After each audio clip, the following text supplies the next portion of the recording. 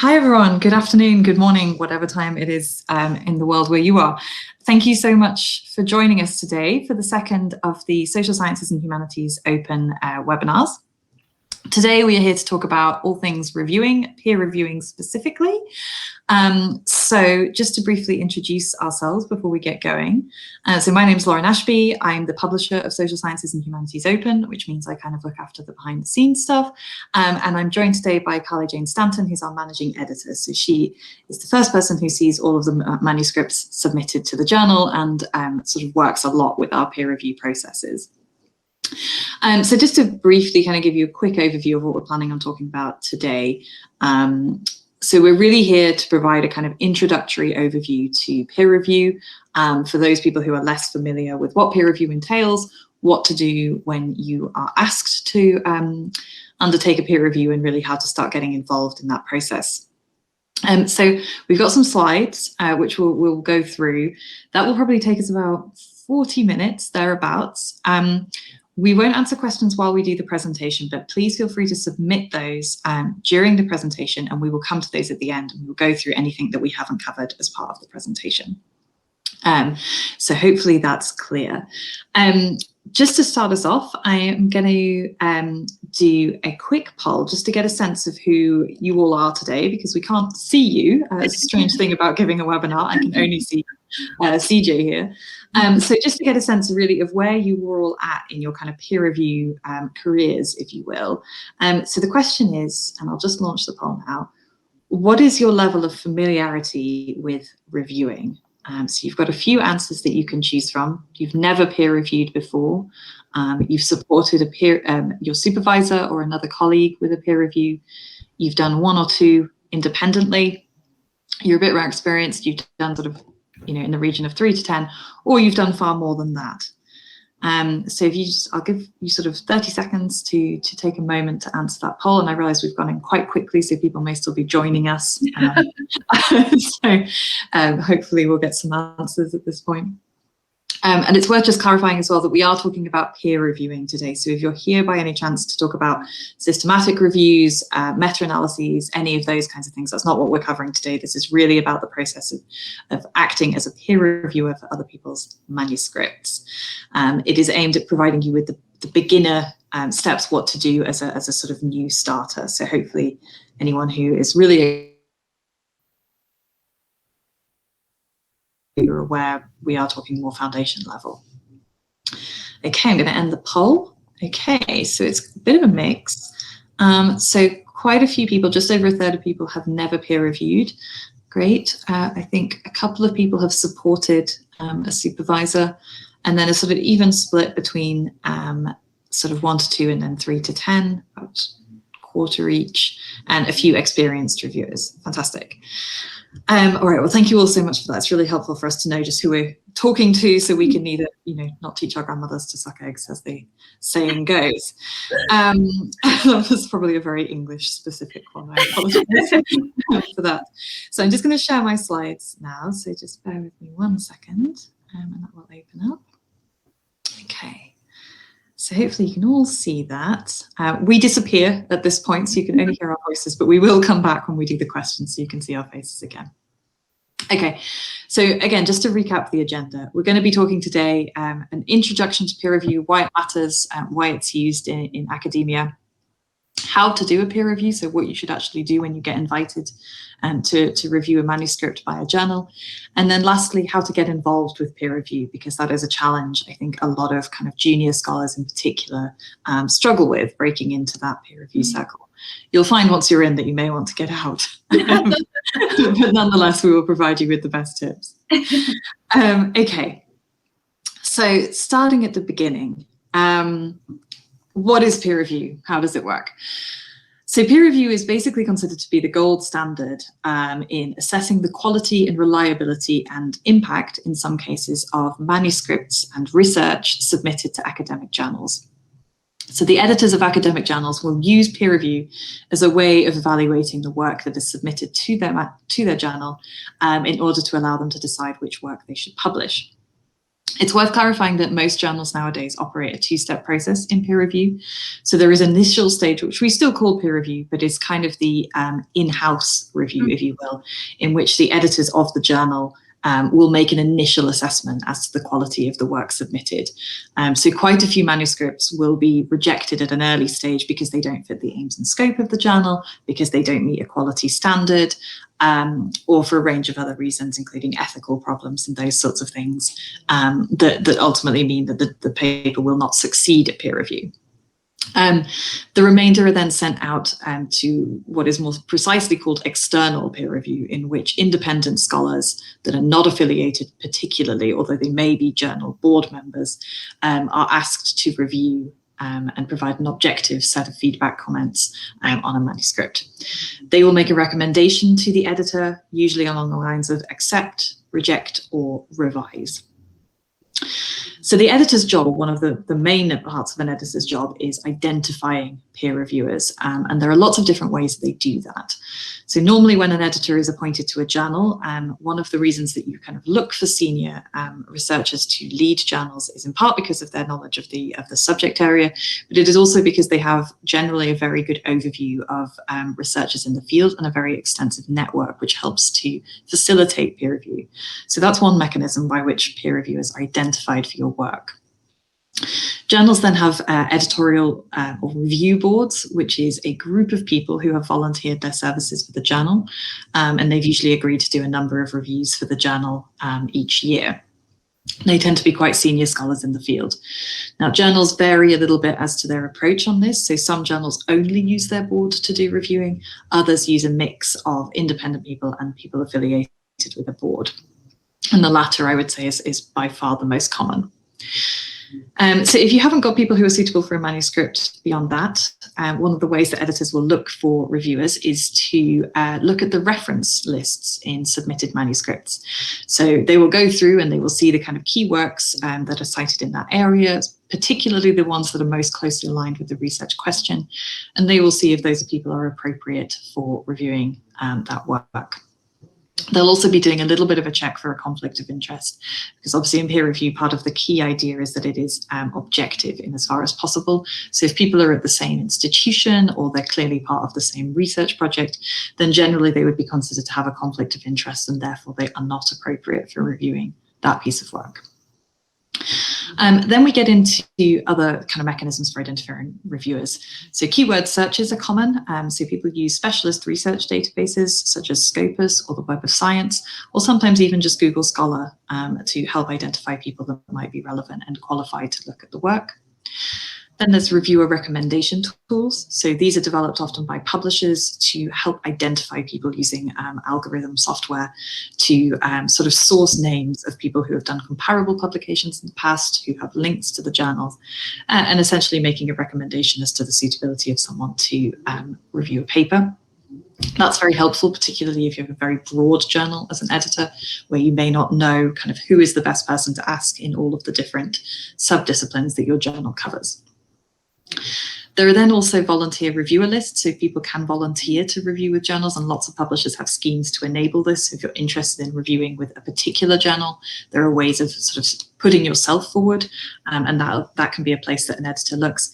And then lastly, sometimes journals will ask for author suggestions of reviewers. Now, this is always a little bit of a delicate area because I've already talked about conflict of interest. And obviously, as an author, you can imagine a scenario where it might be nice to someone who you know is going to give a favourable review to your work. And so editors do tend to be quite cautious about using author-suggested reviewers because of that potential conflict. And we do tend to find, it has to be said, with people, particularly when they're first starting out, they might recommend, for example, their supervisor as a good reviewer. And you can see why people would make that suggestion, because the reviewer will be familiar with your work. But equally, there's a huge kind of bias there. So they're not really the appropriate person to set that objective standard. Okay, so there are a few different formats of peer review, and there are sort of different flavors of each of these varieties that I've suggested, but these are the main formats. So a lot of journals, particularly in scientific disciplines, use what is known as single blind peer review, in which the author's identity is visible to the reviewer, but the reviewer's identity remains anonymous to the author. So there is a kind of one-way transparency. In other disciplines, particularly in the social sciences, double blind is considered the best way of doing this, in which neither the author nor the reviewer is aware of each other's identity. Now, there are arguments for both of these mechanisms, and interestingly, it's kind of the same argument for both, which is kind of interesting.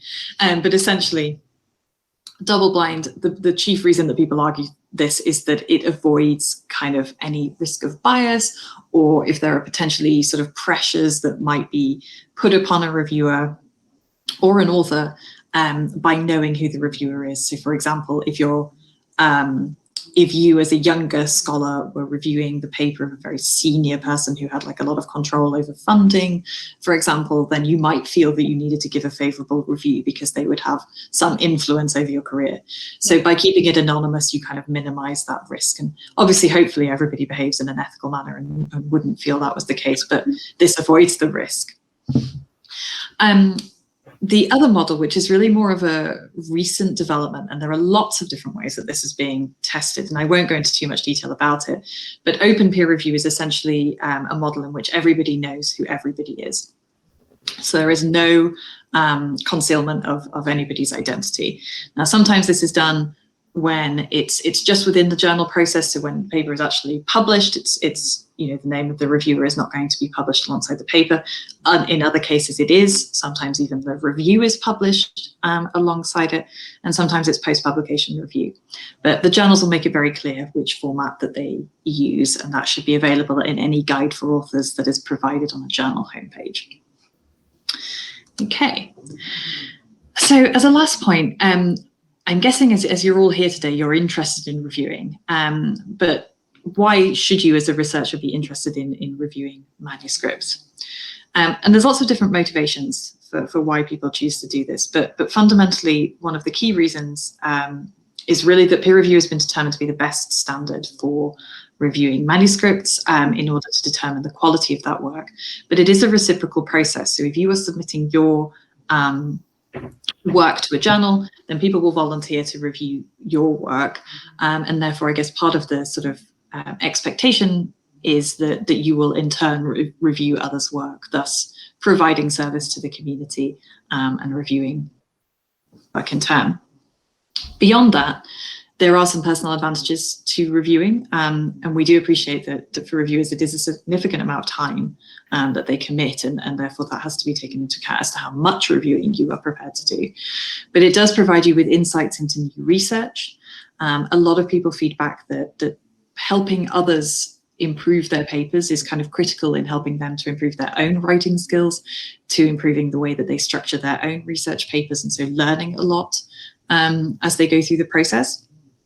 Equally, if you're interested in kind of building your career, actively reviewing for journals does not only help build your expertise, but it also helps build your reputation. So if you regularly say yes to review invitations, then editors do tend to notice that. You will often then be invited to join an editorial board or a more formalized reviewing board. These are also things that you can put on your CV. So when you're looking to make your career, your promotion applications, for example, these are kind of things that you can put on there. Journals are also usually perfectly happy to provide you with certificates, kind of confirming that you've done reviews for them. Although I will say that tends to require you to have done a good quality review. If you've done a very bad review, for example, a one-liner, then the journal may not be willing to provide you with a certificate because they probably won't have been able to use that review to help them in their work. Okay, so now moving on to the main bit, how to peer review and what it is that editors are looking for from you. So CJ, shall I hand over to you? Yeah, sure. So obviously before you get to do a peer review, you are invited to do so from editors. So you will receive a notification in your email from a journal asking you to review a manuscript. And so usually when this happens, you can have access to the title of the manuscript as well as an abstract. So you can take a look at what it is they're asking you to review. When you receive these invitations, one of the most important things and most helpful things you can do for editors is respond quickly, whether or not that's a yes, which is obviously great, or a no. And especially for people like myself, often it's really easy to say yes to too many things and then not be able to follow through. So when you receive these reviewer invitations, really, really think about whether or not you have the time and expertise to do a proper review of it and make your decision that way. If you do say no to a review invitation, but you have an idea of people who might be better suited or more available to complete the review, offering suggestions to the editor as to who could be a substitute is also one of the most important and really, really helpful things that you could do. Typically, review invitations come with some sort of a timeline that the editor is looking for you to complete your review. So sometimes it can be really, really quick. So 1 to 2 days, those are typically journals that will pay you for your review. But the vast majority of the journals, especially in the social sciences and humanities, will ask you to complete a review between around a week to a month. There are times when perhaps you have the expertise and you're really interested in the paper and you really want to review, but the timeline the editor is asking you to complete it in isn't necessarily one that aligns with your own schedule. If this is the case, reach out to the editor, ask about a possible extension, and they're typically quite flexible with reviewers, especially if you're communicative about when you'll be able to complete the review. And finally, before you accept the review, take a look at the journal itself, especially if you're unfamiliar with it. It'll give you an idea of sort of what types of articles they're publishing, any sort of requests the editors have for reviews that come in, and also sort of the article format that is expected in the journal. And finally, sometimes editors will invite reviewers to papers that perhaps are not necessarily in your sort of line, and you may not understand why they've invited you, because it'll be in a context perhaps that you're unfamiliar with. You do research and education, but not in this country, or you use this methodology, but you've never seen it applied in this context. So sometimes editors will specifically ask you to comment and provide a review on one component of a manuscript. So take a look in the reviewer invitations for those sorts of messages before you decide to either agree or decline. Perfect. So I think one comment we were just going to make as well was in relation to Social Sciences and Humanities Open, one of the comments that we sort of make as a journal is that we try not to assess for impact. So that's something that a lot of journals do is they're looking for that kind of novel research, the stuff that's really changing the field. And we have a slightly different view that for this journal, that's really a kind of post-publication sort of decision. So we will let readers determine that we're really just looking for high quality science. And I use science in the broadest term because obviously we are a social science journal. But so, for example, sometimes we get reviews that are like, this is, kind of a repetition study. Therefore, we don't think that you should publish it. But that is a kind of key thing that we do. So just kind of making sure that you're trying to align a little bit with the ambitions of the journal is really helpful. So doing a review, what is that actually going to entail? So that doing a review is sort of one big task, but there are some component tasks that you will do as a part of that. So the main thing that you're going to be doing is providing the review of the manuscript. So it is what it says on the tin. You're going to be providing some kind of commentary about the manuscript that can be shared with the author. And that's important to remember that your review will be shared with the author. So please be polite. Try to avoid offensive language at any point. You then also have an opportunity to give some confidential remarks to the editor. So sometimes we'll talk a little bit about what that might mean later on, but usually it's to do with ethics, for example, or problematic things that you can't directly address with the author. And then the third thing is that there are often a few kind of questionnaire style questions around the manuscript. So sometimes that will be the whole review in which you'll be asked to comment on a whole range of features about the piece of work, particularly perhaps if it's a very specific journal. So for example, something that looks at purely at research methodologies, for example, or that only does graphical representations of data, for example. They might be looking at something really specific there. But usually there's a few basic questions in every journal around, do you think that this manuscript has been well written, yes or no? Do you think that this warrants publication in the journal, yes or no? And really what those are often trying to do is just to get you to pin you down on what your actual viewpoint is, because often a review is really about nuance. And so trying to make a kind of a clear decision as to which side you'd fall down on, accept, revise, reject. Okay. Great. So you've accepted the review. You sort of have loaded up the questionnaire from the journal that's asking you to perform the review. And so then you reach the point where you need to actually read the paper and provide your comments. And for first-time early reviewers, this can actually seem like quite a daunting task and quite an ask. So the next few slides are just meant to sort of break that down into more bite-sized chunks to really understand how to approach doing a review. So what we recommend is obviously that you read the full paper, but you want to place a particular focus on key areas of the manuscript.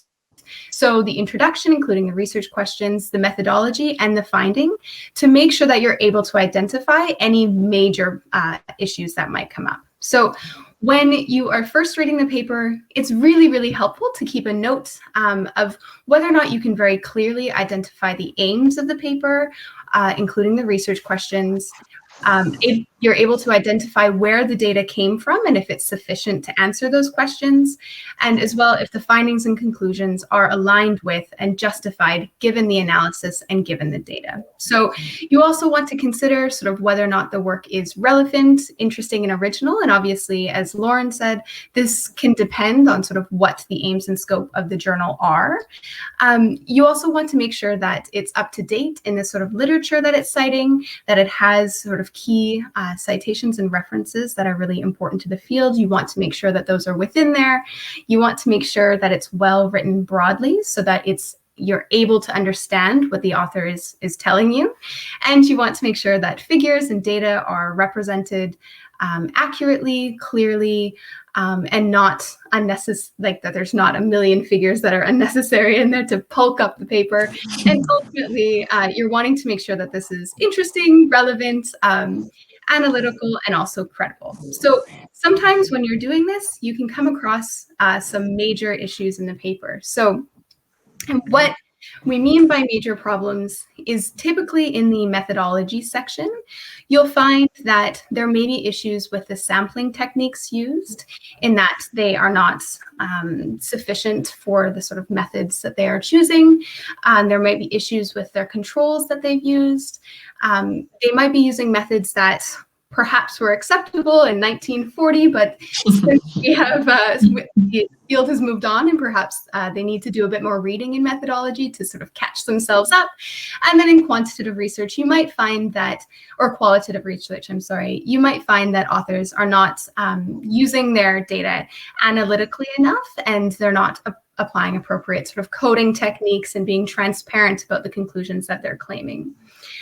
You also want to check the relationships between the data, the methodology, and the findings to make sure that the conclusions that they're drawing are actually being answered by their results within the within their results section, and that those results can actually be born from the methods that they chose.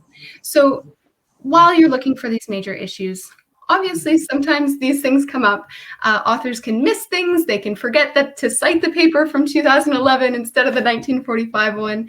But when you identify these major flaws, it's really, really important when you're doing a review to identify whether or not this flaw is a sort of a fatal flaw, if you will, which means that it's not possible to fix these issues in a way that will get this paper publishable. So typically it means that the authors will have to go back and do more field work, that their data is absolutely incorrect, that their basic methodology doesn't make sense to answer the questions. Those sorts of things tend to be a fatal flaw, or whether or not it's just a major thing that absolutely needs to be addressed before it can be published, but can be done within a revision round. So if you decide that there is a major flaw when looking at all of these different things, you obviously need to read the whole paper to make sure that they haven't answered that question or addressed it in some other section. And you also need to be able to sort of identify more positive aspects of the paper that they can sort of draw upon as sort of constructive criticism for their future work. But it's really important to think about these major issues. And also, if you can provide citations and evidence that identifies exactly why you're calling these major or fatal flaws, that is really, really helpful for the editor, but also especially for the author as well. Yes. And I think also when there are those kind of really major flaws, you don't necessarily need to spend as much time kind of going through the minor details, which we'll come on to later. Like this kind of round of revision is really going to be about addressing those big picture problems, assuming that you think it can be fixed. Yeah. Okay, so yeah, so this is the first read through, and it's, you know, as you get more experience with reviewing, you may not need to do quite as many readings, but that first read through helps you to prioritize parts of the manuscript that will help you identify those big problems straight away. But you then want to do a further read through to kind of really grapple a little bit more with the detail of the work. So looking at how the authors have actually kind of constructed their argument and put the paper together as a whole. So just as a brief recommendation on how to do this, you can obviously, so the way that you would normally be sent a file of the manuscript, that will be usually in a PDF format. So if you have Adobe, etc., you can make comments and highlight straight onto that manuscript. And you can usually upload that back so that the author will receive a kind of marked up copy of their manuscript. But alongside that, just for your own benefit as well, and really to help you kind of draft the substantive review. It's helpful to also make separate notes and just kind of use line references or at least page references to help do that. Because sometimes we find that people only do the marked up manuscript, and often that gives you a few things to address, but if the comments aren't detailed, it's hard for the authors to then work out what it is that they're being asked to do. Okay, so as you're reading through the second reading, some of these questions will seem a little bit like things that you were looking at in the first read through, but this is really more about getting into the granular detail of things. So, you know, we've talked about language being broadly clear, but as a second round thing, we're thinking about, is the argument well constructed? You know, could they explain their points more clearly? Are you able to sort of summarize it for yourself effectively based on what's been written? Similarly with the methodology, what we're looking for really here is enough information that you would be able to replicate the study if you were asked to do so. That's kind of really the standard that we're trying to achieve in terms of published manuscripts. Then you're thinking in a little bit more detail again, is the material that's in the paper factually accurate and is it appropriately referenced? So quite often you will see, particularly from perhaps less experienced authors, kind of comments made about kind of key sort of data points about, say, a country or a town or so forth, but actually there's no supporting evidence for those, and you do need to make sure that those are referenced. So just highlighting those and saying, you know, you need to put a source for these pieces of information, these statistics, particularly if they're critical to the argument, and highlighting that is helpful. Also making sure that appropriate credit is given to prior work. So usually and this is not talking about plagiarism, this is more about, you know, if a piece of work follows on from previous research studies and its ideas are based on those ideas, then that needs to be kind of properly documented, rather than implying that you've just come up with this out of nowhere, kind of recognizing that the work is part of a long line of pieces of research. And we've talked a little bit about this before, but again, looking in some detail at any figures that are provided, whether those are graphs, tables, or images, and sort of sensing whether the captions are, you know, helpful, clear, and whether those pieces of items actually add value to the work. Similarly with statistical analyses, what we quite often see are just too many statistical analyses being done, right? Every test in the book has been run on the data, but it doesn't tell you anything further about what has been identified. And so it becomes a little bit superfluous and actually ends up detracting from the key message of the paper. So that's something that an editor will find very helpful for you to note.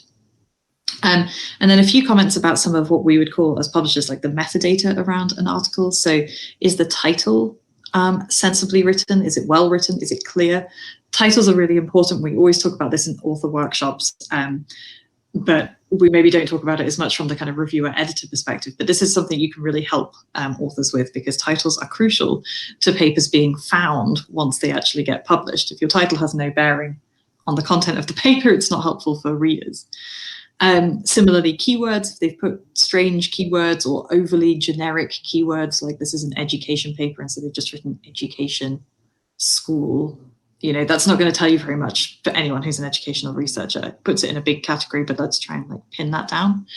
And again, with the abstract, does the abstract tell you the story of the paper, and is it giving you the kind of key pieces of information that are needed? As a last point on this, it's worth looking as well through the reference list, because this is quite often somewhere where people go a little bit wrong. So is the reference list kind of up to date? We mentioned the 1940s paper, but for example, if you have something that has to do with computers and the most recent citation that you've got in there is from 2011, then maybe you're a little bit out of date with what's happened in the world of computing since then. And as a last point, if there's self-citation in there, is the self-citation appropriate? Now, in a double-blind journal, that's going to be a little bit hard to spot because usually that name will have been masked. So it will say something like author 2020, for example. So you can kind of work it out a little bit, but they may have blocked out the whole reference. So it may only be possible to do that in a single blind situation. But just making sure that people aren't sort of simply citing every single paper they've ever published in order to kind of generate more citations is usually a helpful thing to flag. Okay. Great. So once you've done the first read through looking for the major issues that I identified, and then your second read through where you identified sort of the minor and more granular issues that Lauren was just talking about, you'll want to prepare a report for the journal and to submit it to the editors. So obviously what you should first do is take a look at the system that the journal is asking you to use and fill out any questionnaires that they have. So at SSHO, for example, we ask for several sort of open-ended text box questions before you have a sort of space to comment directly to the author. And so make sure that you're filling those things out first and sufficiently before you move on. But that said, when you're organizing your report for the authors, you want to start actually with a summary of what you just read. And it might seem that this is sort of a silly step because obviously you have read the paper, the editor has read the paper, and the author certainly has read the paper. But what a summary is really good to do is great for the editor and the author to know that you have read the paper, you've understood it, you're able to identify sort of the key themes in it, and you're able to reflect on those. And it also just shows the author that you've really taken the time to think about and really carefully read their paper. So you'll want to sort of set out what the key arguments that they used were, the methods, the data, all those sorts of things. And it doesn't need to be more than a few sentences. From there, you want to outline some of the more successful things in the manuscript. So you really want this report to be something that, even if it does include some of these major flaws that we talked about, regardless of what your decision recommendation is going to be, you want it to be a report that you would like to receive. In that you would like to receive, if someone's telling you that your paper isn't good enough quite yet, you would like to see some sort of constructive criticism and some identification of the things that you are doing well that you can build on. So it's important to include that in your report as well. Then you'll want to sort of provide your take or your opinion on sort of what the contribution of the research is. And sometimes this can actually be different or in addition to what the authors are claiming their contribution is. So you want to think about whether or not the paper is interesting and important and sort of the questions that it's asking that perhaps previous literature hasn't.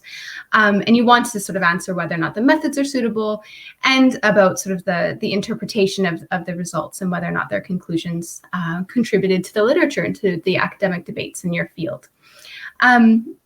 And it's really important when you're organizing this report to do your summary, do the contributions, and then organize it in terms of major issues. So outlining those major flaws that we talked about, be very clear about what needs to be addressed and how the authors can address those things, as well as any sort of evidence or citations that you need to insert there to support your claims that these are major flaws.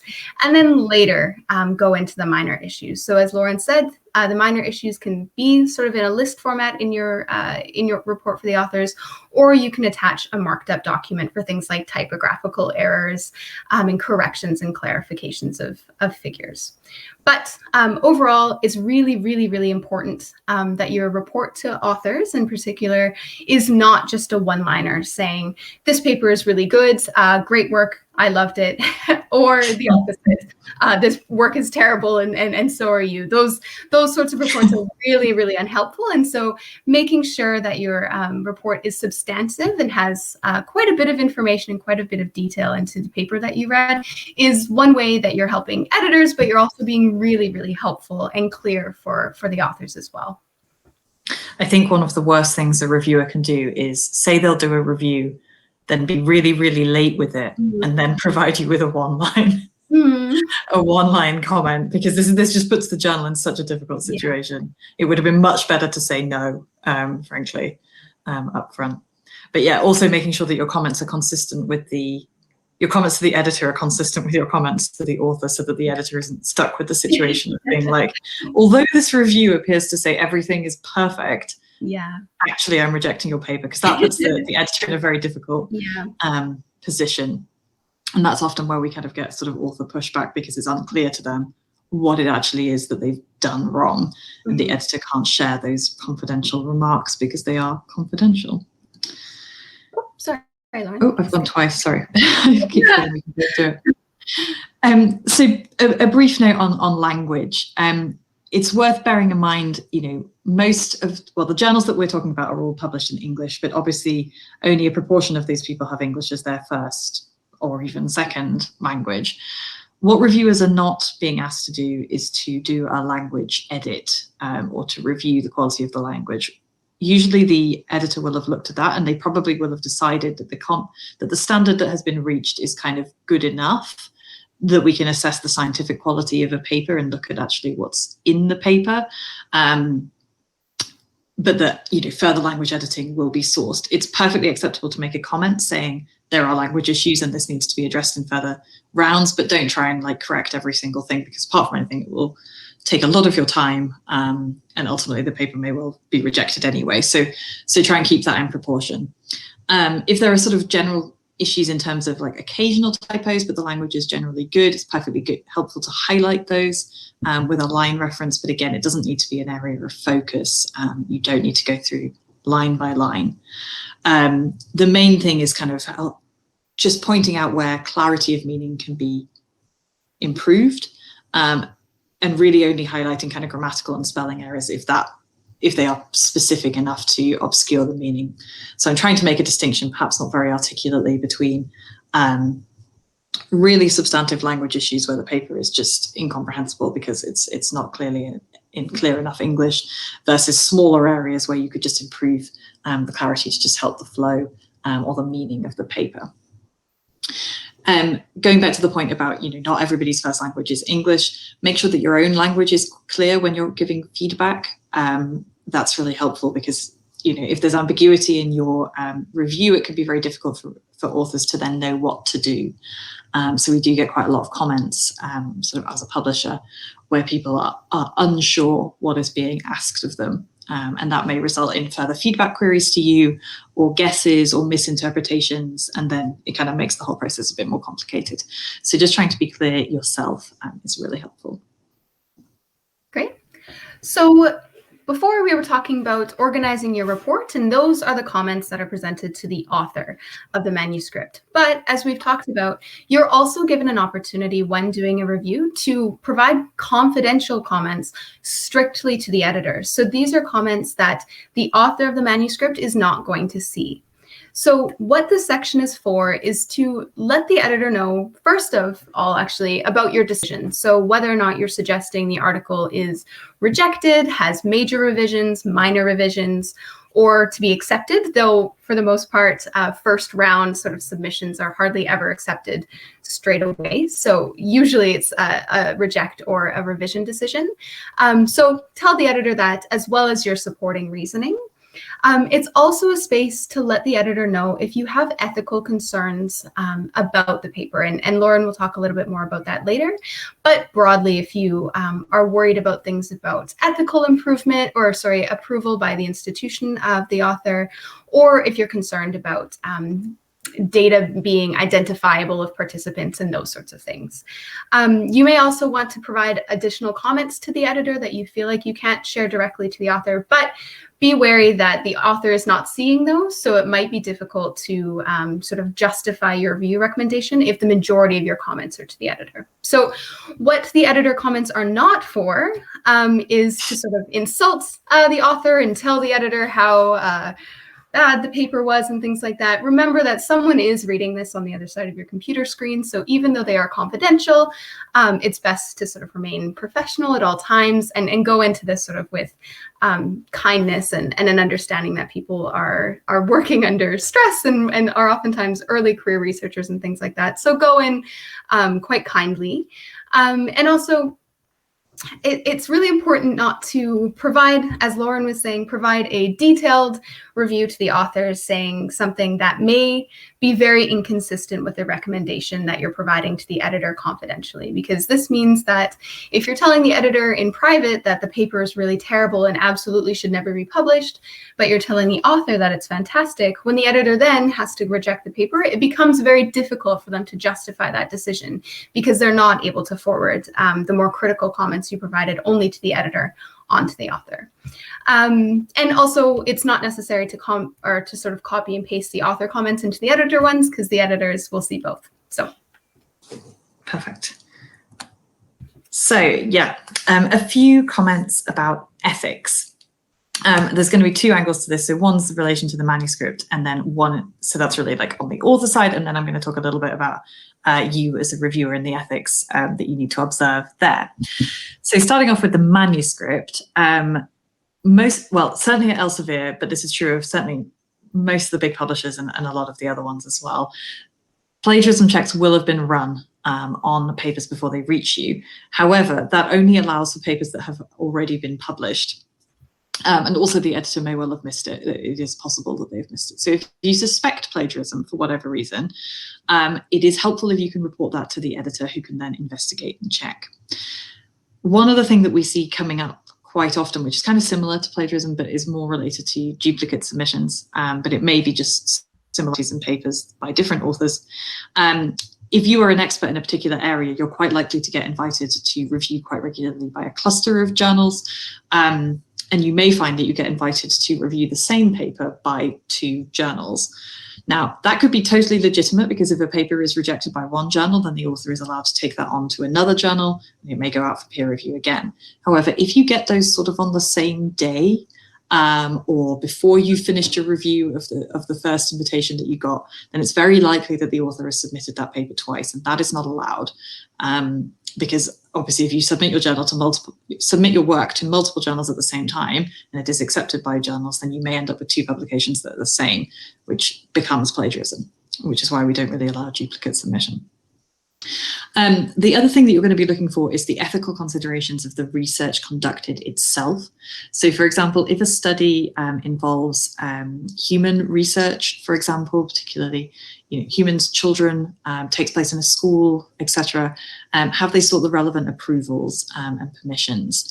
And has that been appropriately clarified? So normally you would expect any paper involving animals, human studies, or any kind of ethical dimension, really, to have some kind of statement on what it is that they're doing. That may be a specific section of the manuscript, or it may be detailed within the methodology. So that could be, referencing the institutional review board approval that was sought as part of the preparation for the study.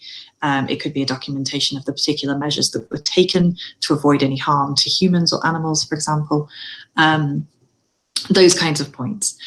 On a related point, it should be clear where the funding or lack of funding for the manuscript, it should be clear where any money that supported the manuscript comes from. So obviously, if you are doing a study on IBM computers and the study is funded by IBM, for example, then you might assume that there's some conflict of interest. So for example, it should be made very clear where that money comes from, as an example. And that is just a hypothetical example. And lastly, are you happy that the data and the figures that are presented in the study are reliable? So we do see increasing examples of data manipulation. So if all the numbers look a bit too perfect and you're those kinds of things, or if it looks to you like the figure has been in some way manipulated. Now, this isn't really going to happen that much in the social sciences, but it does happen a lot in other fields that you see things happening all the time, and it's difficult for us to detect those kind of manipulations. So if this, for some reason, you're just getting a little bit of a red flag or a warning bell, then that may be something that's worth flagging in the confidential comments to the editor. If you're unsure, I would definitely recommend keeping that confidential rather than putting it in the author facing part. Now, on the other hand, there are some ethics that you need to observe as a reviewer.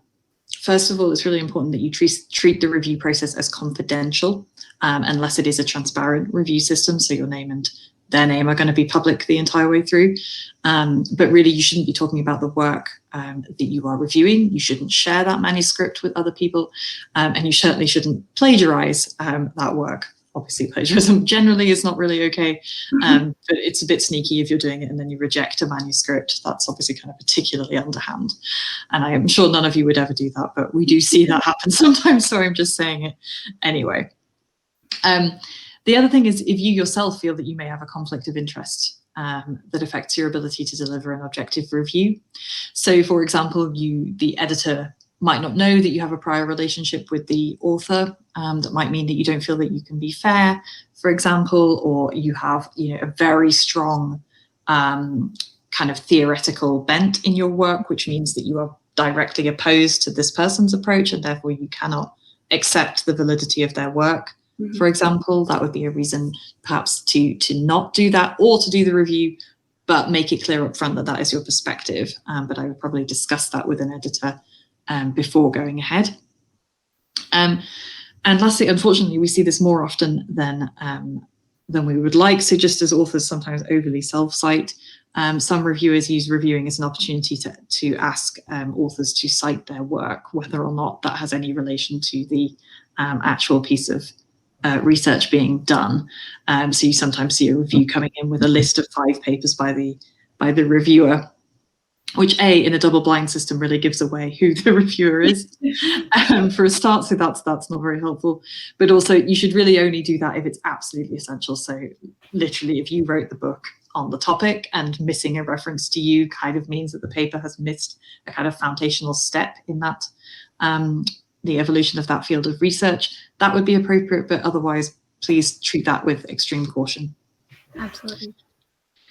Okay. Great. So we're nearing the end, and you've sent off your report. The editor has made a decision, let's say, to revise the manuscript. And so a few weeks or even months later, you might be asked to re-review a revised manuscript. So when you are initially accepting a review invitation, keep in mind that it's best for the author, for the editor, and also kind of for you to see sort of how your comments are taken on board, to continue with the paper through multiple revision rounds. So you might be doing multiple review reports for a single paper. And obviously, if something has come up and you're not able to do that, that's okay. But ideally, you'd sort of see the paper through to its final destination, if you will.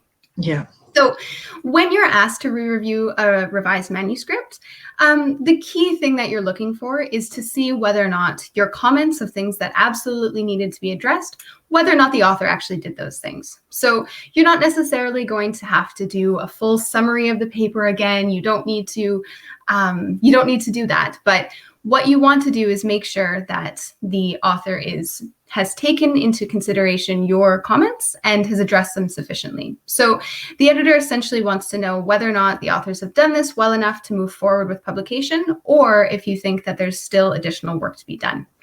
If the manuscript hasn't considered your concerns sufficiently, it's completely okay to suggest another revision round. Just be very clear about sort of the things that are left to be done and why you believe that's the case. To help you do this, though, the vast majority of journals will ask authors to submit responses to reviewer forms along with their resubmission. So you'll receive a document that hopefully, if the authors have done it well, include a sort of line-by-line here's your comment, and this is exactly how I addressed it, and on this page number.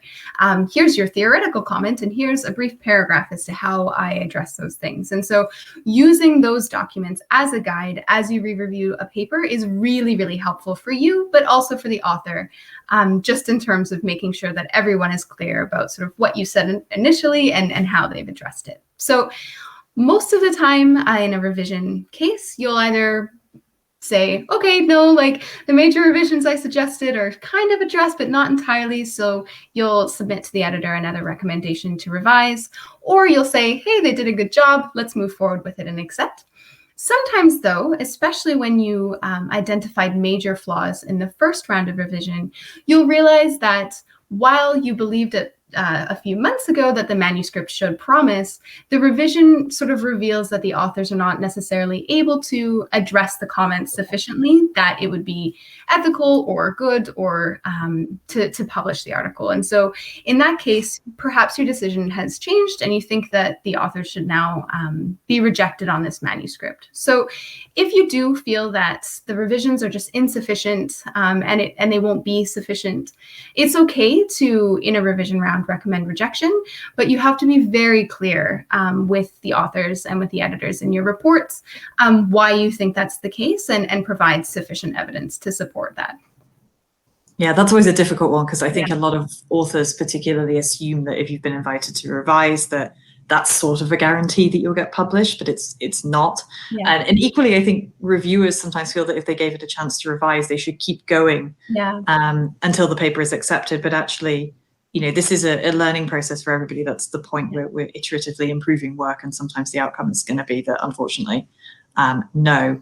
And just as one further thought that's just popped into my mind is some journals restrict the number of rounds of review that they can do. So a lot of journals will do usually 2, but they may say that they're not going to do further revisions after that. So if reviewers are if authors are consistently failing to kind of do what is being asked of them, you can also kind of say, like, you know, I've asked twice, it's still not there, and it really has to be for this to be a publishable paper, then it's okay to make that comment. You know, again, keep it professional, but you can be pretty clear that they're just not doing what's being asked of them.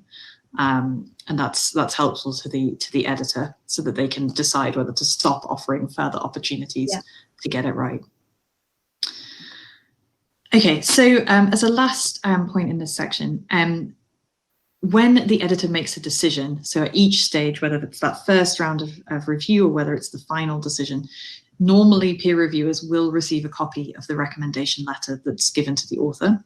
That recommendation letter has a copy of your review, but it will probably also have a copy of other reviewers' remarks as well. So you can actually see what other people have said about the paper, because most papers will have 2 reviewers as a minimum on that manuscript. So that could be very interesting for you to see what other people thought as well.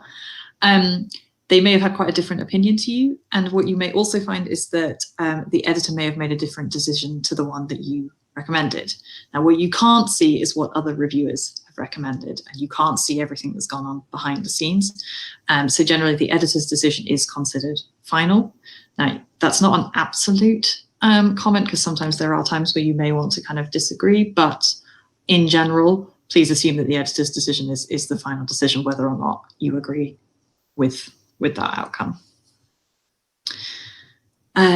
Okay, so that concludes that section, and I see we've got loads of questions which we'll come back to in a moment, but just to kind of briefly talk about what we promised to talk about at the beginning, getting involved with peer review. So particularly when you're kind of new to a research career, it's quite difficult to get involved in peer review, and it takes a little while before people start sending you those invitations, but there are some things that you can do to help yourself.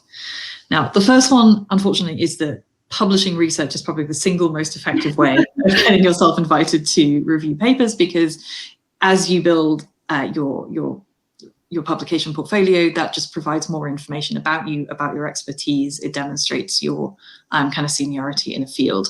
So obviously, the more that you have published, the more that you are going to get invited to review.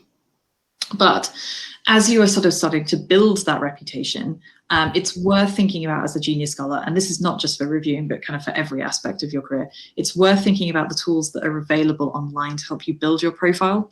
So you will have noticed, for example, that some junior researchers will have a personal website, for example, where they talk about themselves, they talk about their interests, they post preprints of their own work, they link to blog posts that they might have done. All of these kinds of things just kind of help make their name more discoverable online, and that's a useful tip. It doesn't guarantee an invitation to review, but it does just sort of start to help build your presence on the internet.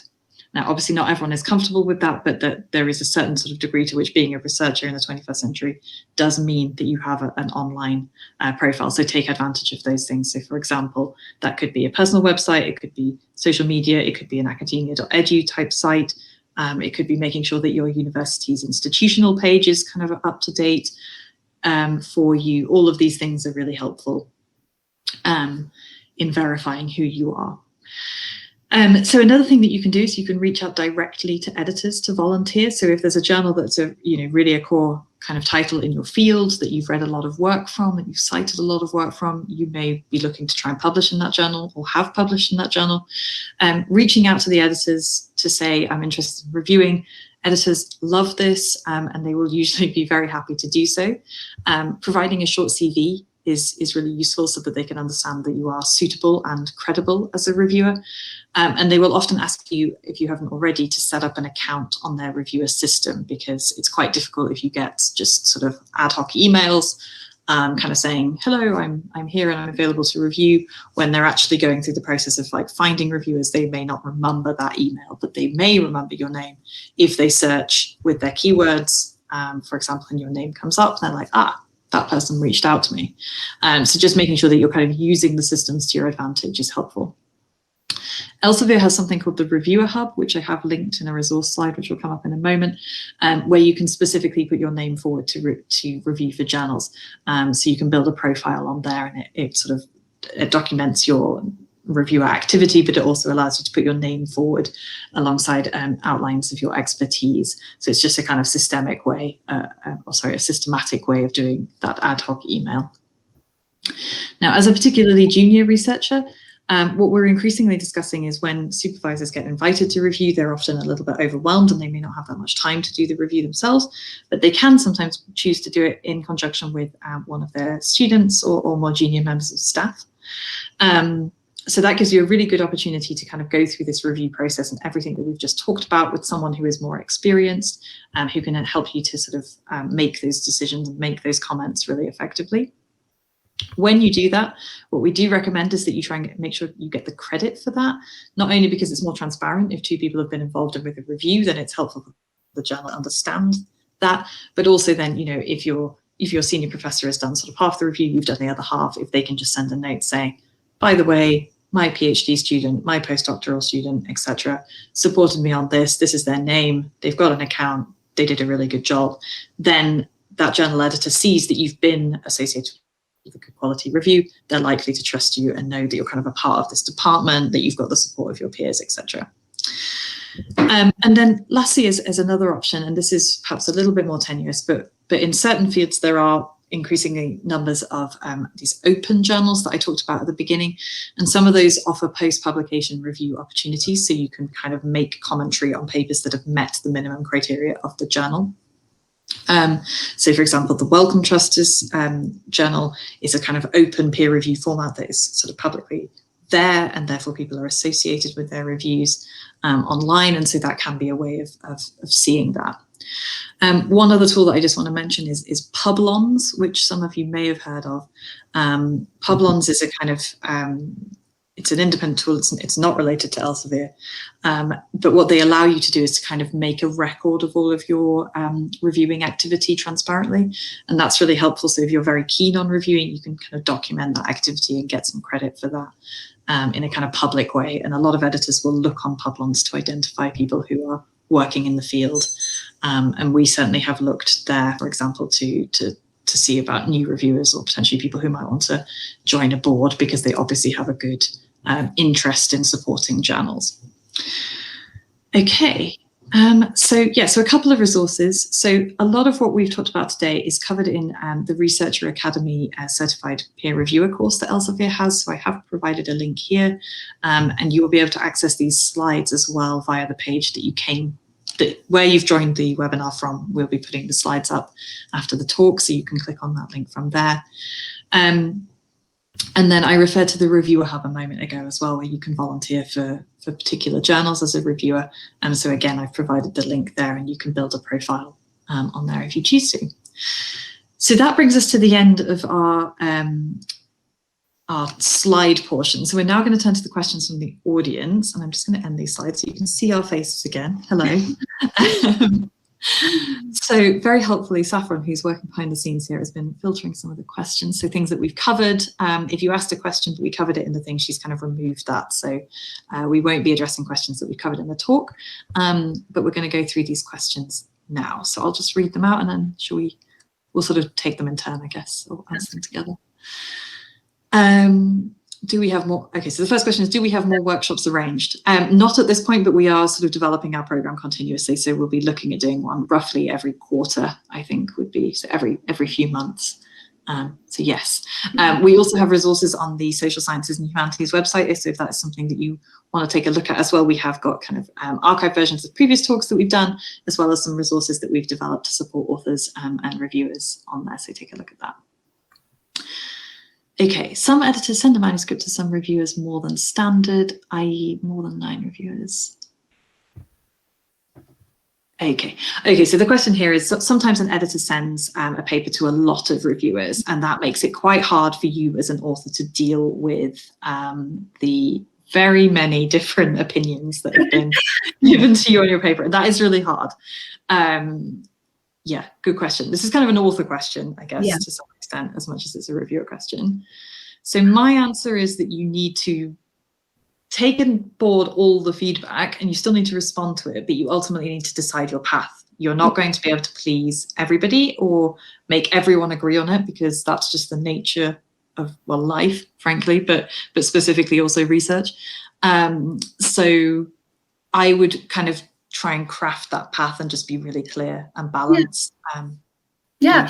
And to turn this question into a reviewer question, if you have reviewed a paper and you see in the author decision letter that there's been 9 reviewers, well, you're part of a good team for once. So that's always nice. And it's actually quite helpful as a reviewer to use sort of multiple reviews that you're seeing in decision letters, particularly if their recommendations are very different than yours, to sort of use that as a learning opportunity for your own reviews, but also your own work. So if you have identified this paper as amazing and with no flaws, and the 8 other reviewers are saying that the methodology didn't make sense, that actually can be a learning opportunity for you as well. So seeing all this feedback going around is good both for authors, but also for reviewers as well. Yeah. So next question, can a review be rejected by the editor? CJ, do you want to ask that one? So rejected is too strong of a word. You won't receive a rejection letter in the mail, but more helpful, detailed reviews tend to be taken a bit more, like they have a greater weight with editors than ones that are one-liners. And it's just because they provide more information. They indicate that the editor, that the reviewer has actually read the paper in full. And so, yes, they won't necessarily be rejected, but poor quality reviews tend not to be sort of considered as heavily or as thoroughly by editors as ones that provide a detailed review like we described before. There are cases in which editors may not forward your comments to the author, and those are cases where you're being abusive or insulting to the author in their comments. So if you are being truly, truly awful and you're telling the researcher that their work is terrible and they're terrible, in those cases, it is possible that the editor will reject your review and not pass it on. So it's best just to be thorough and also to be very sort of kind and professional in all the reviews that you do. Yeah, and I guess the last kind of slightly dicey areas that we talked a little bit before about if you belong to a particular kind of theoretical school of thought. and therefore your review is kind of very strongly in one direction, and maybe there were two other reviewers who don't sort of share the same intellectual perspectives as you, it's not going to be that your review is rejected. It may just be that an editor chooses to prioritize those viewpoints over that one. They may ask the author to kind of make a note of that in the paper in some way, like acknowledge that in some way. It's a little bit different, and those tend to be quite specific, but yeah. Okay, so next one. What is the role of an editor when the reviewer sends the corrections and made the majority of the requested amendments, clarifications, or explanation? Is the editor allowed to take a decision or revert to the reviewer that may take another round? Okay, so the question, just to summarize, is, I guess, do editors sort of make decisions without going back out to the reviewer in certain circumstances in order to keep the process efficient? And the answer is yes. Yeah. Sometimes they will do that. Yeah. It's usually at a slightly later stage. So I'd say the first round, they tend to go back to the reviewer. But if it's really just there were just a few final things and the editor is perfectly capable of making that decision themselves, they'll just make it and save everybody some time. Yeah. Great. So I see, is it common to have confidential comments to the editor, or is it normal to not have these? So you don't necessarily have to include a detailed comment section to the editor. Typically you want to tell them what your decision recommendation is, so it should at least include that, but don't feel like you need to provide a full report. A lot of the times reviewers don't. So if there's nothing to say, there's no need to say it. Just give us a decision recommendation.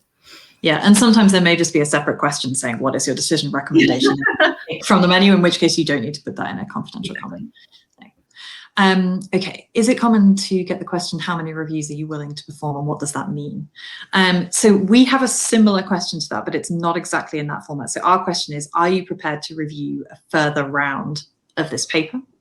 And what that means is, once the paper's been revised by the author, are you prepared to look at that second iteration of the paper? And hopefully you'll say yes. It's really, really helpful because we talked about those 9 reviewers in that question before, but equally that could be 9 reviewers in one round. But if you have 9 reviewers over 2 rounds, then it's really difficult because then the author's being kind of pushed and pulled. And sometimes that's just the way of it, and you're going to have to deal with that as an author. But it does make an editor's life easier if you're prepared to see a paper the whole way through. Yeah. So how many reviews are you willing to perform? I don't exactly know. I haven't heard that exact question.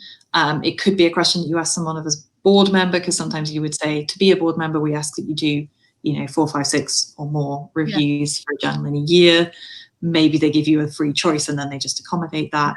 And ultimately, the correct answer to something like that is how many you're actually able to do. Because we said earlier that a big issue is sort of overcommitting and wanting to say that you can do 15 reviews a year.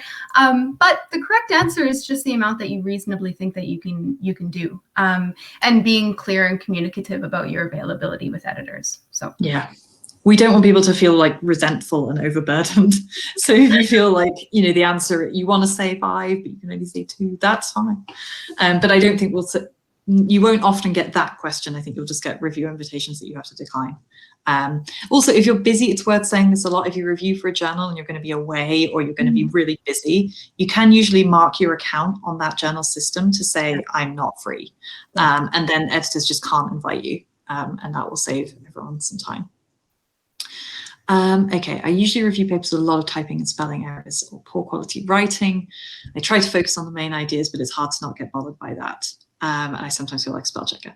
Yeah, I feel your pain. It's really difficult.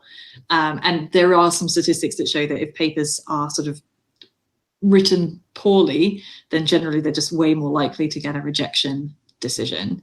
And it's really hard if it's just exhausting trying to work out what it actually means.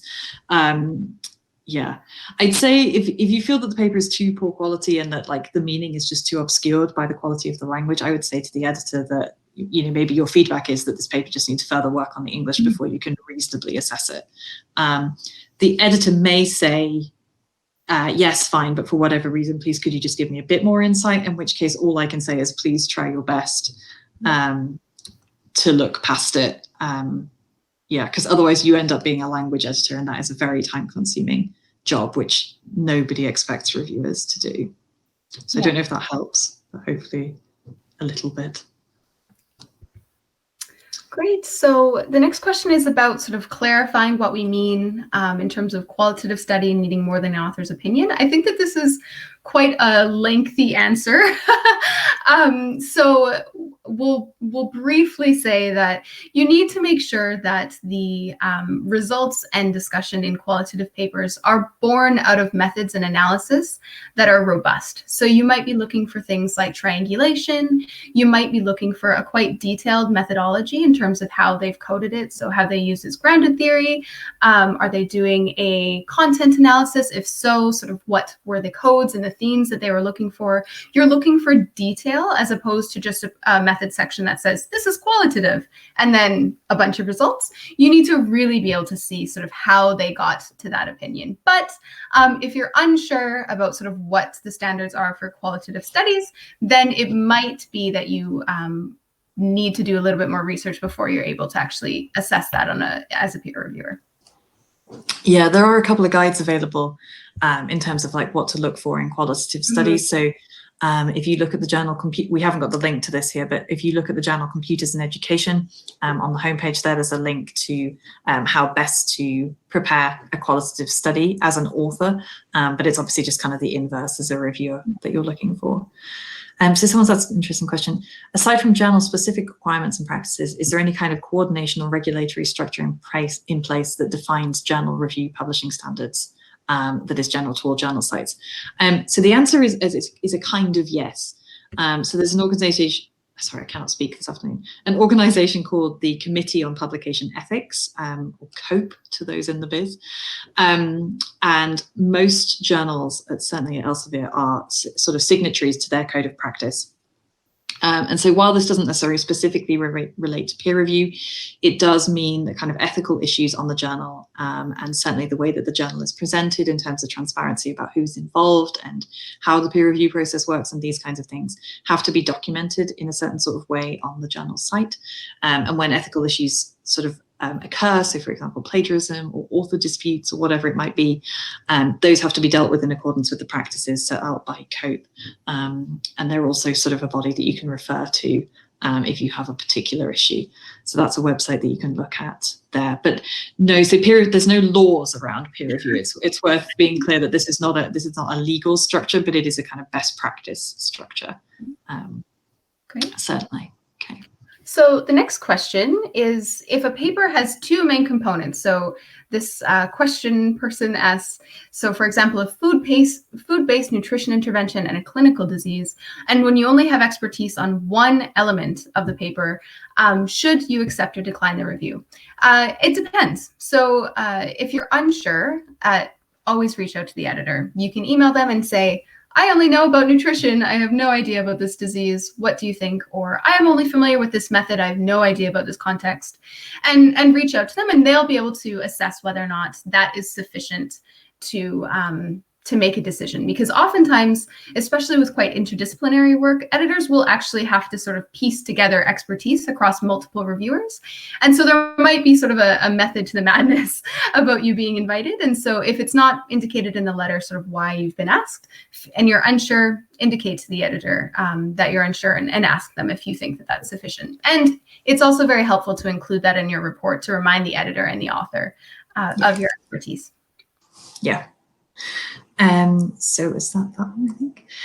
Okay, so next question. What should an author do in situations where they completely disagree with the peer reviewer? So this is a little bit the other perspective, but I did want to just bring this one up because I think it's quite helpful. And also as a peer reviewer, you may find that an author has kind of rejected entirely your analysis, which is obviously an interesting situation for you to come across as well. So I'd say, as with all things, you never have to agree absolutely, unless, you know, this we're talking about scientific facts, which is very different to kind of interpretations. But you have to take the comments made in good faith, and you need to engage with them. So whatever that is, you just need to appropriately respond and say why you don't agree.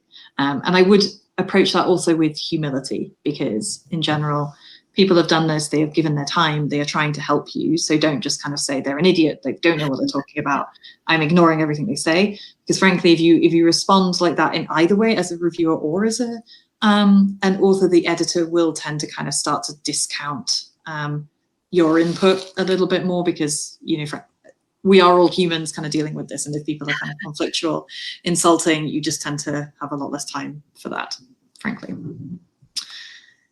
Okay. So the next question is, when you say find more positive aspects of the paper, what is the purpose of that exactly? Is it that you can go forward with a recommendation to revise the flaws and make them feel like they have some confidence that there are other strong points? Essentially, yeah.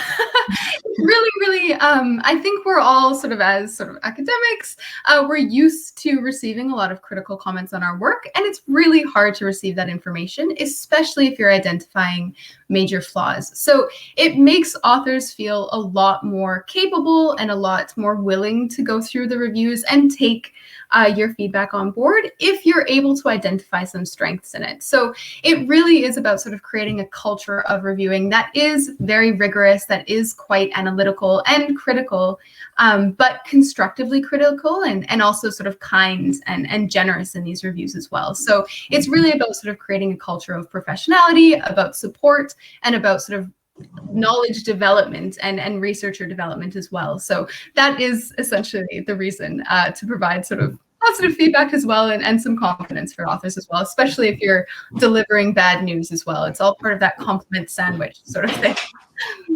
Yeah, we're not trying to tear people down. It's basically the general point. Okay, so we dealt with that one. Okay, sometimes authors were found to cite some recent studies to make their paper look impressive. However, in reviewing it, it becomes obvious that the author simply read the abstracts and then cited them. Should the reviewer notify them? Probably, I think. Yeah. If it's clear that authors are not properly reading the works that they're citing, you need to make note of that and tell them to return to those papers and properly read them. That is a fair thing to include in a report. Especially if they're likely to have missed a lot of the nuance of the paper and therefore what the paper is even about, which I've definitely yeah. Yeah. Okay, is it suitable to conduct a peer review for a preprint? Good question. So it kind of depends on where the preprint is, and why you're being asked to do a review for a preprint. Because in a sense, all early submissions to journals could be a preprint. They are kind of a preprint. And if it's a transparent reviewing platform where people put their preprints up and then they become developed as part of the process of whatever that platform facilitates, then I'd say yes. If you're just commentating on preprints, then sure, but you don't have to. I think, preprints are there for people to look at, discuss, talk about, and, particularly with coronavirus, we've seen that a lot of, certainly in the UK, a lot of preprints have formed the basis of journalistic reports. And they've been really important in sharing early discovery information before that's necessarily gone through peer review.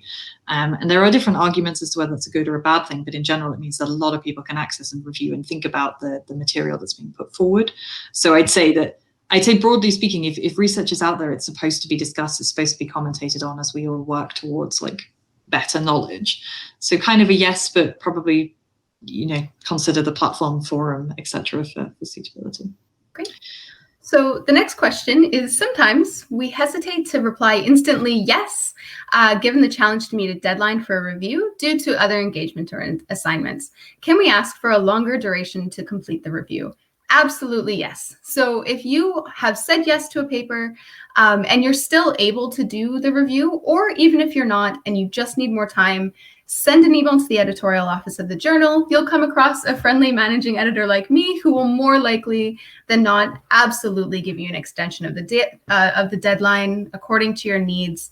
And thank you for your time, and making sure that instead of just allowing reviews to get quite late and feeling stressed out that you're not reaching the deadline, communicate with the editorial office, because this also makes it quite easier for me to then communicate with the authors if they ask for status updates. I can say, oh, your reviewer just had some things come up. They're going to be 7 days late. Don't worry about it. So you absolutely can ask for longer time. You can absolutely also say that you're no longer able to do the review. The rule of thumb is just to be as communicative as possible about your ability and about your time, because obviously we incredibly value it, and we don't want you to be reviewing as at the expense of your life and sanity. So please do reach out. Absolutely. So someone's asked about the overall score. Now, I'm not entirely sure what you're referring to here, because some journals will use a kind of reviewer score. So that will be that you kind of have to rate a number of factors in a manuscript, or you have to mark it out of 10 or 100 or whatever it might be. We don't really use that as a mechanism for assessing it. We tend to look at like what the substantive comments are made in the report alongside the recommendations that are made with them. We've experimented with it as a journal on occasion, but I think we tend to find that because people just have very different interpretations of what, like, you know, some people think 7 out of 10 is fantastic. Some people think that like you have to get 10 out of 10 for it to be good, etc. And so it just tends to be that people interpret it so differently that it doesn't have that much meaning for us, and hasn't been that useful. Sometimes like we may put feedback on a reviewer. Like if they're a really great reviewer, we'll tend to kind of put a note saying this person was really helpful. And like I mentioned before, this is something that can lead to editorial board invitations and that kind of thing. We do look at who reviews regularly if we invite them, because we're very grateful for that help. That's not scoring per se, but it is a kind of general consistency of feedback. Okay, should authors and peer reviewers not talk about what topics are being peer reviewed to other people in case the double-blind format is broken? I think you're fine. Yeah. I think it would be a bit unlucky, frankly, if that kind of gave it away. And hopefully you wouldn't be at the same research institution. Exactly. You know, I wouldn't say I was asked to review this paper with this title, and this is the abstract, and like read it out loud. That would be going too far. But if you say, you know, I was asked to review a paper on digital learning or particle physics or something, like, you know, that's fine. No one's gonna. Yeah, it's confidential without being a vow of silence. So. Yeah, yes, exactly. Not a vow of silence. Also very difficult to enforce. Okay, while submitting manuscript, names of potential reviewers are asked for. Okay, so why do we ask for recommended reviewers, basically, as a journal?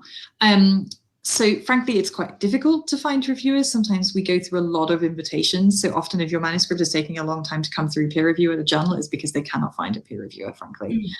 So we have had cases where we've invited 20, even 30 people, and we don't do that now because it's better usually to say no, because often if people aren't accepting that invitation, it's because there's something wrong with the paper that people are spotting via the abstract. But the reason that we ask for recommendation is potentially, you know, we can't know every field. Especially in a broad journal like this. I will say, however, we don't use that many of the recommended reviewers because it is often so hard to know whether there's going to be a conflict of interest, and we do get quite a lot of unsuitable suggestions. Like, we'll ask for a reason as to why you've recommended that person, and if it's just that they happen to be a leading expert in the field, then fine, you know, we might have picked them anyway, and we probably will use them, but that's sort of by the by. If you say, oh, this is my brother, then we won't, and we have had that. don't nominate your brother. No, absolutely. And it's also a really helpful check for editors who might not be familiar with the field, to see if their keyword searches and their stuff is actually on target. So if you suggest a bunch of people that are experts in the field and I'm looking for reviewers and those people are coming up in my searches, it lets me know that I'm broadly looking for other reviewers, but in the right space. So it can also help as sort of a wayfinder for editors as well. So I'm conscious that we've run over quite a bit already. So it's just a couple more questions that I'm trying to identify from because we got literally like hundreds of questions. So we're trying to find. If you feel I can answer the question on if there's been any effects of COVID-19 on peer review, which there have been massively. So anyone that has submitted a paper this year or been asked to do reviews this year will note that things are taking longer. And that makes a lot of sense because people are under a lot of stress right now. People are working from home. People have experienced a lot of loss. And so generally speaking, yes, it's had a massive effect, and that's okay and to be expected. So as we were saying earlier, if you've agreed to do a peer review and the impacts of COVID-19 have made it so that you need more time, absolutely reach out to the editors and tell them of your change of circumstance, because that makes a lot of sense. And also, obviously, it's most helpful to editors to say yes to peer reviews, but if other things are getting in the way, like you have kids at home and you're trying to feed them lunch, like people understand that other things can take priority during global pandemics. So yes, it's had an effect, and that's okay. And just communicate with people that you're working with. Okay. So, do you want to go on to the next one? I'm still filtering. Yeah. So there are times that the supposed weaknesses pointed out by a reviewer shouldn't warrant a rejection, yet reject might be the verdict.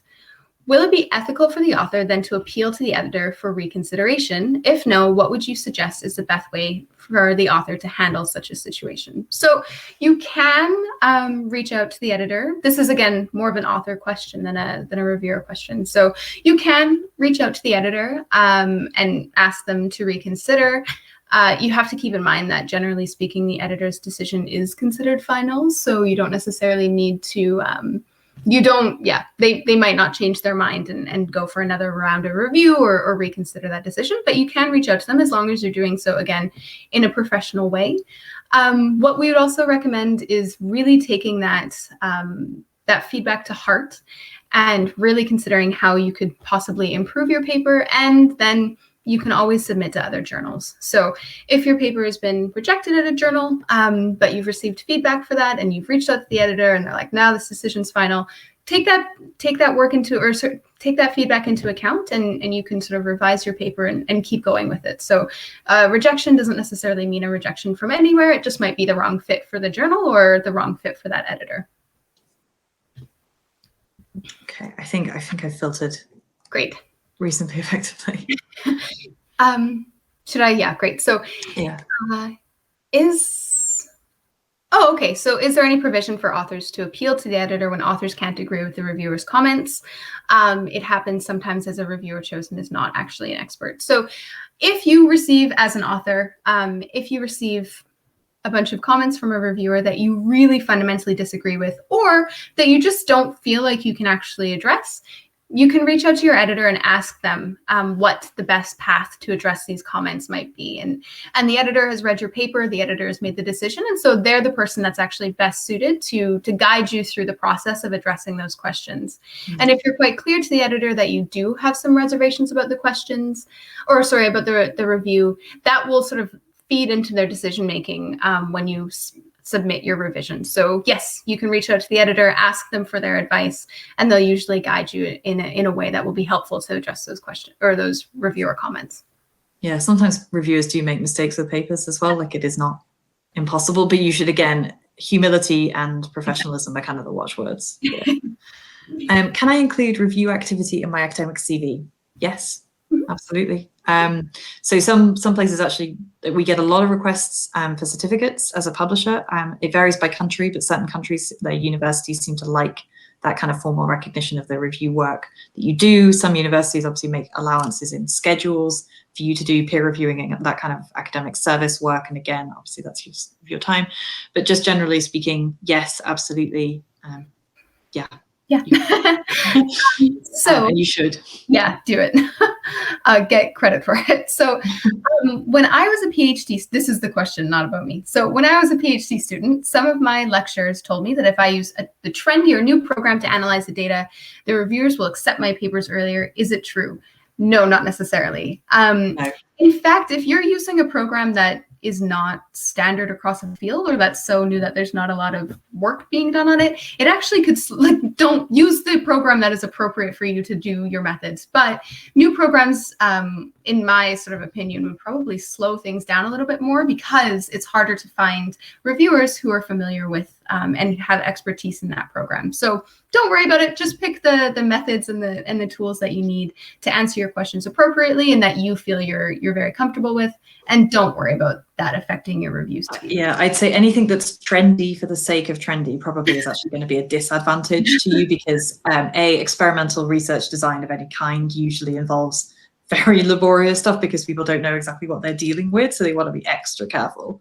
Whereas if you're kind of, I'm not saying that you should just repeat all the old stuff again and again and again because people know what it is. That's like obviously too far the other way, but trendy for its own sake is not worth it. That's the wrong approach. It won't help you with a journal. I really think the opposite.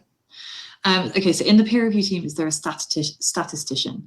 So sometimes, yeah. So some journals will have, it may not be, it varies. So sometimes they'll have like a statistics expert on the editorial team. So someone who actually works for the journal and who will look at every single paper, maybe only once it gets to a certain point in the process, rather than like not all manuscripts, but say all manuscripts that look like they're going to get an accept, get a final stats check, for example. And yes, sometimes people will look. So we definitely would try and align the reviewers with different things. So for example, if you have a paper that is mixed methods, maybe you want somebody who's going to look at the quant bit, and that that's their expertise, and you want somebody who's going to look at this side, and you may actually put a note as an editor into the cover letter to those reviewers to say, I know that you don't know all of these things, but you do know this bit. Please, could you look at that bit? How do you propose yourself as an editorial board member, Lauren? Good question. So I get lots of requests to join editorial boards because I look after quite a lot of journals. So I would say if you have a history of reviewing for the journal, then generally editors are willing to consider that, but they won't necessarily consider it straight away. So normally editorial boards are kind of looked at, say, once a year at the journal's sort of annual meeting, or maybe once a quarter if it's a really big journal, for example. But there'll tend to be a moment where they'll be considering new people, and then your name and sort of merit for that position will be looked at. What editors tend to not like, and probably won't get you an acceptance, is saying, having never previously reviewed for the journal, I'll only do the review if you put me on the board. Most journals will just say, thank you, but no thank you, because you're not sort of tried and tested. And the editorial board is really kind of a place of prestige. It's usually been earned by people who've done a lot of work for the journal. And that's not to say that, sometimes we do invite people to join boards who haven't reviewed for the journal before for whatever particular reason, but kind of leveraging it like that will tend to make you sort of not seem like a great fit for the title. So I wouldn't necessarily encourage that as approach. If you've done 3 or 4 and people are asking you for another one, you can say, like, I'm happy to do this, but I am going to need that recognition. And I know that some universities say that you can only review in work time for journals whose boards you serve on. So again, that could be a factor. And if you are of some standing in the field, then journals will be willing to consider that. But I would say, like, if you're very junior and you're just trying to do it, then it's not going to go down very well. But do reach out, do give copies of your CV, but do only really do it where you've got a relationship with the journal, because otherwise it's just going to be a no. Because these are specifically quite limited pools of people. The idea usually with boards is that they are not sort of vast groups. So one last question, and then I think we may have to stop. Great. Yeah. So suppose you get an invite to review a paper which is not your expertise, and so you decline. Does that affect your relationships with the journal and editor? So no. Feel free to say no. If you're repeatedly saying no to every single review invitation a journal gives you, and you're not providing a reason for that decline, even if it is just to say that you don't have the expertise, the journal might stop inviting you to review, just because as editors, we don't want to be harassing people who don't want to review for us. So you might find if you've declined 5 or 6 or 7 invitations for a journal that they no longer invite you, but that doesn't necessarily mean that they're going to look down upon you or be angry and things like that. Editors are quite reasonable and understand that people can't do things. People also understand that they don't have expertise. If you want to be as most helpful as possible when you're declining an invitation to review, the most helpful thing that you can do is say why, even if it's COVID-19 has affected my life and I can't do it. I don't have expertise, but also to possibly suggest alternative reviewers as well. So that's a great way of declining an invitation in a way that maintains a good relationship with the editor and the journal. But don't feel free don't fear that people are going to be mad at you if you say no. It's okay. I just spotted one last question, and it's a helpful clarification, actually, because we've said about not sort of recommending your own papers in your review unless it's really relevant. If there are kind of key other sources that the paper has missed or examples of really good work, please do recommend those. That's really helpful. So yeah, definitely do that. And then just one last question. Do reviewers get to know if and when the papers they've reviewed are published? Yes, you should get a notification from the journal telling you that. Yeah. So I think we better stop there because we've had so many questions. Hopefully we've answered all of the really burning ones. There were quite a lot of repeat questions. For those people who are asking about the workshop code, if you look at the announcement that is posted on the right-hand side of the page, you should be able to see that code, but it is, for reference, YMGEIO. So that's YMGEIO. So if you're looking to claim a certificate for that, that's the code that you need. This has been recorded, so we will be posting this on the Social Sciences and Humanities webpage alongside a copy of the slides that you'll be able to download. So please do take a look at that there. Otherwise, thank you so much for attending. We hope that this was helpful. And yeah, we will be running future sessions on different topics, so please keep an eye out. We'll be announcing those on the website, and we do send sort of marketing materials out as well. But great, but thank you so much to CJ for her invaluable assistance as ever. Yeah, and thank you all. Enjoy the rest of your days. Goodbye. Bye.